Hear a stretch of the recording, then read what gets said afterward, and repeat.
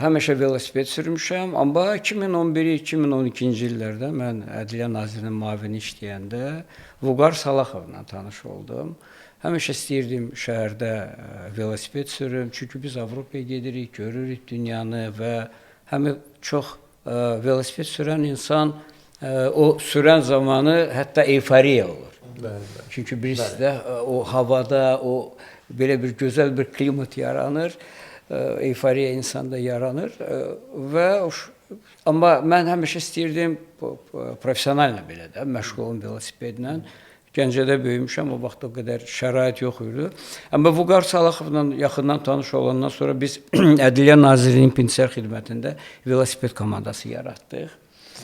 2012-ci ildə və başladıq məşq eləməyə. Belə bir şey isə deyim, o vaxtlar birinci şortikləri, bizdə velosiped şortikləri geyinirdik.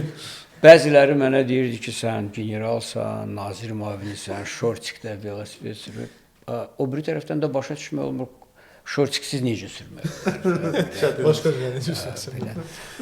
Yəni komanda yaratdıq, təxmini 80 nəfər idmançılarımız var idi. Biz başladıq məşğul olmağa belə.